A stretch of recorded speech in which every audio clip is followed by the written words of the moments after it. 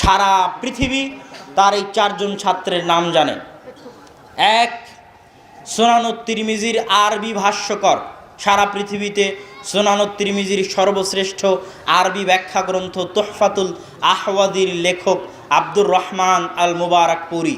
সারা পৃথিবীর উত্তর থেকে দক্ষিণ, পূর্ব থেকে পশ্চিম সর্বত্র তিরমিজির ব্যাখ্যার জন্য তার এই ব্যাখ্যা গ্রন্থ ভারতের মাটিতে এই মহান আহলে হাদিস আলেমের এই ব্যাখ্যা গ্রন্থ পাঠ করা হয়, যিনি মিয়া নাজির হুসাইন দেহলভির ছাত্র। তার আরও অনেক বড় বড় খেদমত আছে, যেই খেদমতগুলো এখানে বলার মতো সময় নেই।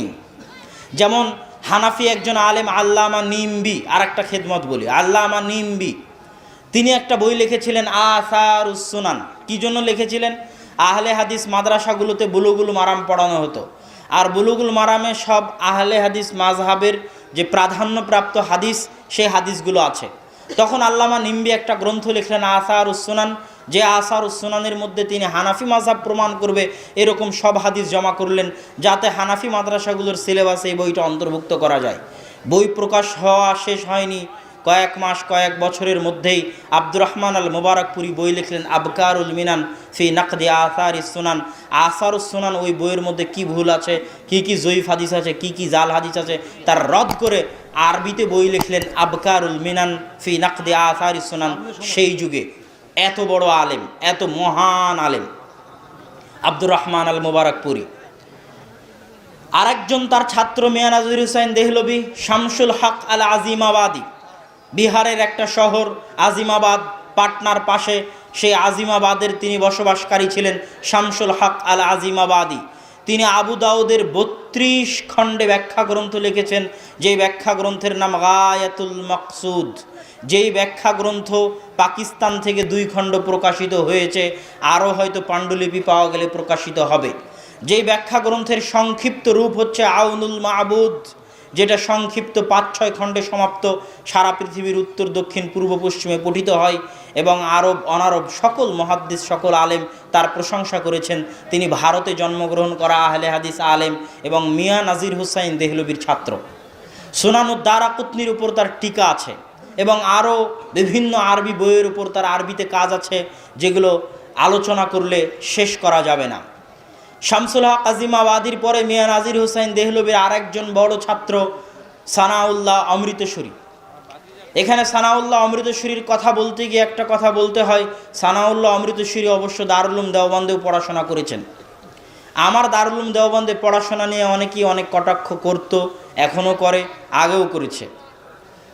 তো আমি তাদেরকে বলতাম, বহু আহলে হাদিস আলেমও দারুল উলুম দেওবন্দে পড়েছে, তার মধ্যে একজন হচ্ছেন মাওলানা সানাউল্লাহ অমৃতসরী। মাওলানা সানাউল্লাহ অমৃতসরী এত মহান মাপের আহলে হাদিস আলেম ছিলেন যে তার জীবনী এই আধা ঘন্টা 40 মিনিট 20 মিনিটে বলে শেষ করা যাবে না। এতটুকু তার ক্ষেত্রে বলা যেতে পারে যে ভারতের মাটিতে এমন কোনো মাযহাব নাই, ভারতের মাটিতে, কেননা ভারতই এমন এক মাটি যেই মাটিতে এত মাযহাব মাসলাকের মানুষ বাস করে। বাংলাদেশে কয়টা মাযহাবের মানুষ আছে? বাংলাদেশে বেশি মানুষ নাই। বাংলাদেশে খ্রিস্টান অত নাই, বাংলাদেশে শিয়া অত নাই, বাংলাদেশে কাদিয়ানি অত নাই, বাংলাদেশে সুন্নিরাই বেশি। আর ভারতে যাবেন, ভারতে হাজার হাজার লক্ষ লক্ষ শিয়া, হাজার হাজার লক্ষ লক্ষ কাদিয়ানি, হিন্দু, শিখ, জৈন, খ্রিস্টান, বৌদ্ধ, আরিয়া সমাজ, 200-300-র অধিক ধর্ম আছে ভারতে।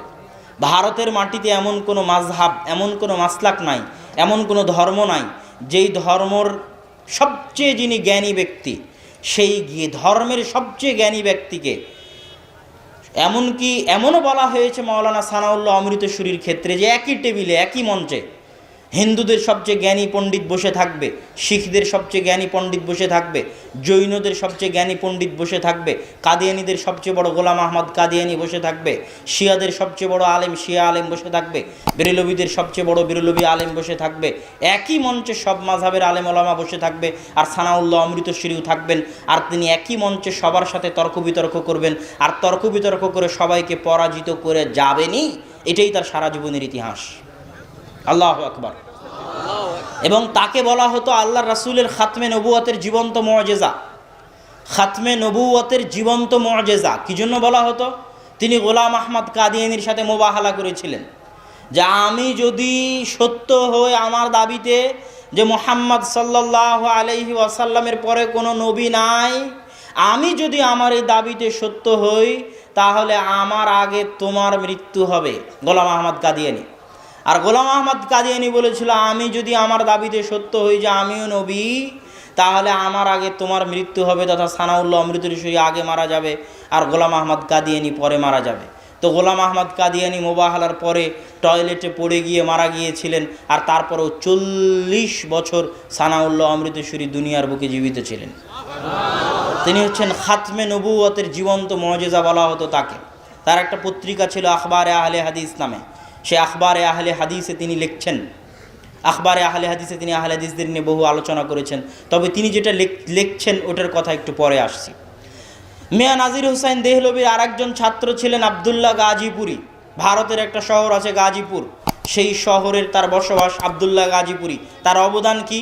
ভারতের বহু আহলে হাদিস মাদ্রাসার প্রতিষ্ঠাতা হচ্ছেন আবদুল্লাহ গাজীপুরি। যেমন ভারতের মৌনাথ ভাঞ্জানে অবস্থিত বিখ্যাত আহলে হাদিস মাদ্রাসা ফায়জে আম। ভারতে আহলে হাদিসদের মার্কাজুল ইলম বলা যায় মৌনাথ ভাঞ্জানকে। আমি সারা ভারত ঘুরে যদিও মার্কাজি দারুল উলুম আব্দুর রহমান যে প্রতিষ্ঠানে পড়েছে 5 বছর, জামিয়া সালাফিয়া বানারস, যেটাকে ভারতে আহলে হাদিসদের কেন্দ্রীয় প্রতিষ্ঠান মনে করা হয়, কিন্তু যতই সেটা কেন্দ্রীয় প্রতিষ্ঠান হোক, আহলে হাদিস বই পুস্তক, আহলে হাদিস আলেমের লেখালেখি, প্রকাশনা, আলেম ওলামা সব কিছুর কেন্দ্র হচ্ছে মৌনাথ ভাঞ্জান। যত বই চাইবেন নওয়াব সিদ্দিক হাসান খান ভূপালীর। আমি যখন মৌনাথ ভাঞ্জান বেড়াতে গেছি, মৌনাথ ভাঞ্জান বেড়াতে গিয়ে আমি দেখেছি যে সত্যিকার আহলে হাদিস মাযহাব এবং মানহাজ মাসলাকের খেদমত মৌনাথ ভাঞ্জানই হয়। কিভাবে হয়? ওখানে একটা বইয়ের লাইব্রেরি আছে, ফাহিম বুক ডিপো, এবং একজন আলেমকে আমি পেয়েছিলাম ফাইজে আমে, এখনও হয়তো উনি বেঁচে আছেন। উনি শুধু এই কাজই করেন যে নওয়াব সিদ্দিক হাসান খান ভূপালী, নওয়াব সিদ্দিক হাসান খান ভূপালী আর মিয়া নাজির হুসাইন দেহলভি, এই দুইজন হচ্ছে ভারত উপমহাদেশে আহলে হাদিস বিপ্লবের মূল নেতা, মূল মুজাহিদ, মূল আহ্বানকারী, মূল প্রতিষ্ঠাকারী, যারা জীবন বাজি রেখে যুদ্ধ করেছেন। আজকে আপনি হাদিস মুখস্থ করার জন্য পুরস্কার দিচ্ছেন, সেই কালে বুলুগুল মারাম মুখস্থ করার জন্য নওয়াব সিদ্দিক হাসান খান ভূপালী পুরস্কার দিয়েছে। তার টাকার অভাব ছিল না, ধনী আলেম ছিলেন, নওয়াব ছিলেন, বাদশাহ ছিলেন। সেই কালে হাদিস তিনি ফ্রি ছাপিয়ে, তাফসির ইবনে কাছির ফ্রি ছাপিয়ে, বুখারী ফ্রি ছাপিয়ে, এলামুল মুওয়াক্কিন ফ্রি ছাপিয়ে সেই কালে ভারতের বড় বড় আলেমের কাছে পাঠিয়েছেন। আব্দুল হাই লখনৌবির কাছে পাঠিয়েছেন, আরও বড় বড় আলেমের কাছে পাঠিয়েছেন। তার টাকার অভাব ছিল না, আল্লাহ তাকে টাকার অভাব দেয়নি, তাকে রাজত্ব দিয়েছিল, ধন দৌলত দিয়েছিল, জ্ঞানও দিয়েছিল। তিনি যে ভাষায় আরবিতে বই লিখে গেছেন, ওই ভাষা পড়তে গেলে অ্যারাবিয়ানদেরও দাঁত ভেঙে যাবে, এত উন্নত মানের আরবি ভাষা। আমরা তো বহু দূরের কথা। অথচ তিনি ভারতে জন্মগ্রহণ করা আহলে হাদিস আলেম। 10টারও অধিক আকিদার ওপর তার বই আছে নওয়াব সিদ্দিক হাসান খান ভূপালীর, উর্দু, ফার্সি, আরবি ভাষায় 10এরও অধিক আকিদার ওপর বই আছে। তো নওয়াব সিদ্দিক হাসান খান ভূপালীর যত ফার্সি বই আছে, সব ফার্সি বইয়ের উর্দুতে অনুবাদ করছেন ফাইজে আমের ওই শিক্ষক, যাতে কেন ফার্সি ভাষা এখন মানুষ বুঝে না, উর্দু টুকটাক বুঝে, এবং সেগুলো প্রকাশ করতেছেন। তো মৌনাথ ভাঞ্জানের সেই ফাইজে আমের প্রতিষ্ঠাকারীদের একজন ছিলেন মাওলানা আবদুল্লাহ গাজীপুরি। তো এই 4 জন ছাত্রের নাম বললাম, মিয়া নাজির হুসাইন দেহলভি, মাওলানা আবদুল্লাহ গাজীপুরি, আব্দুর রহমান মোবারকপুরি, শামসুল হক আজিমাবাদী, সানাউল্লাহ অমৃতসরী। শুনলে আশ্চর্য হবেন যে ভারত পাকিস্তানে আহলে হাদিসদের যে সাংগঠনিক যাত্রা, যদিও আগেই গোরাবায় আহলে হাদিস গঠিত হয়েছিল, কিন্তু ব্যাপক হারে 1906 সালে যখন আহলে হাদিস কনফারেন্সের আহ্বান করা হয়, তখন ওই আহলে হাদিস কনফারেন্সে যাদেরকে দায়িত্ব দেওয়া হয়েছিল তারা ছিলেন এনআরআই। কেউ সভাপতি, কেউ সেক্রেটারি, এইভাবে দায়িত্ব নিয়ে কেউ অর্থ সম্পাদক, এই 4 জনই, এবং তাদের হাত ধরেই সারা ভারত উপমহাদেশে আহলে হাদিসদের বিপ্লব সংগঠিত হয়। في القلب مشاعر أخفيها قد أشرقت الشمس عليها عن خطط لم أعبأ فيها ستكون بأيامي فرقا فحياتي قبل الحلقات تيه بضياع بشتاتي